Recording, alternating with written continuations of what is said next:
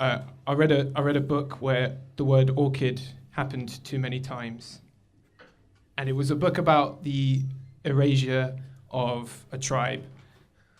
It was a book about Florida becoming a person, and the state in this case was the frame. They spoke with their eyes gouged out. Sometimes they would kill illegal panthers. Trails of blood would follow them the way home, and they'd make faces out of them on the floor.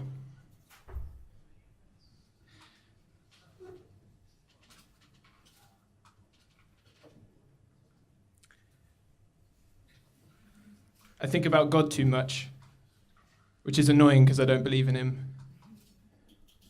I think about God's hand coming down and smushing me, but I don't know if that would ever happen because I don't believe in him. And in which case it might be a building falling down. I've stopped wishing for it because people don't want to talk to other people because they're scared their God might intervene.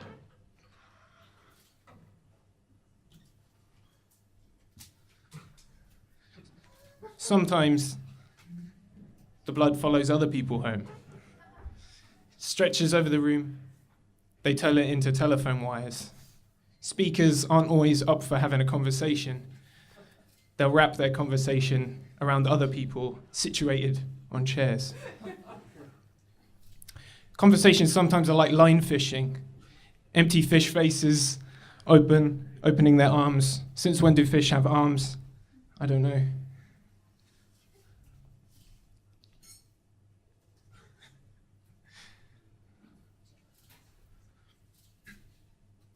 If a bird flies into the telephone wire, you get feathers in your talk. You get feathers in your mouth. You get wings in your speech. You finally say something that you were supposed to say the whole time.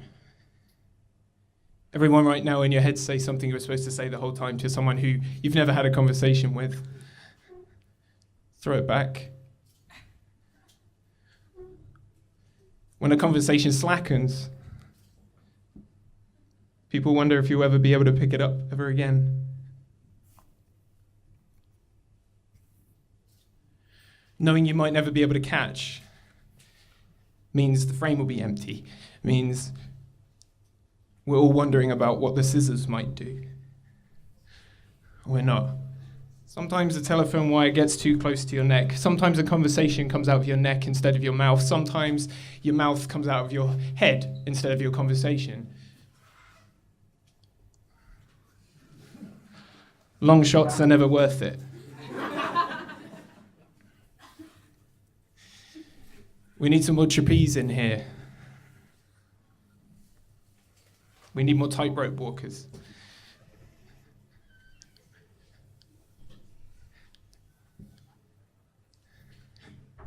Back to the orchids.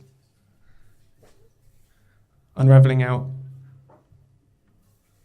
Never knowing where it might go. Celebration is often needed when a conversation goes well. Pass the conversation to someone else and then thread it back. Please. When the conversation drops to the floor, drinks will be poured on it. When people can't find it anymore, it will hit the lights, it will hit the decorations, it will strike heaven, which is a corrugated roof, and is also playing jazz at the same time. Wondering where the conversation went, he extends his hands and drifts it back. This is like basketball,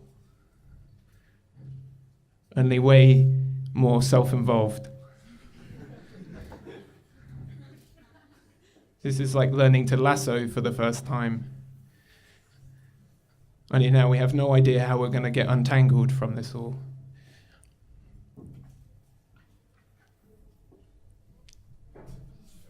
Everyone always knows what to do with the conversation instead of trying to make it do something else. There's an unwritten rule here. There's a guitar being built at the front.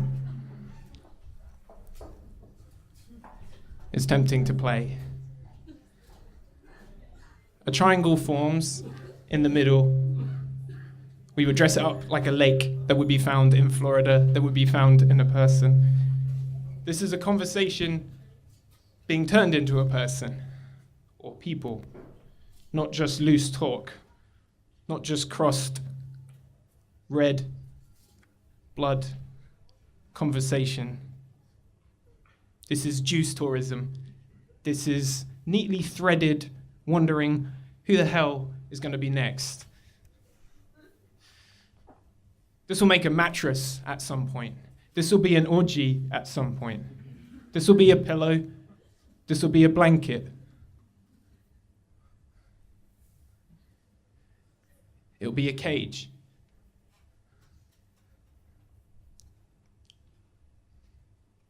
A skipping rope.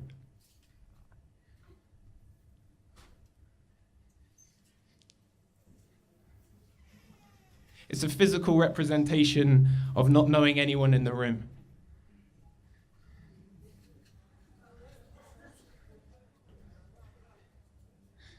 It's a staircase, never really knowing where the floor began.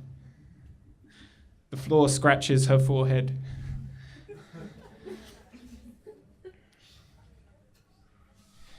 And he drifts. He passes the orchid over.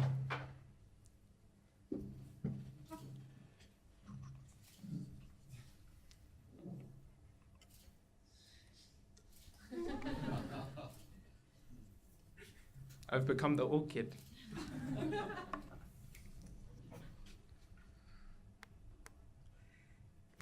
I don't know what to believe anymore.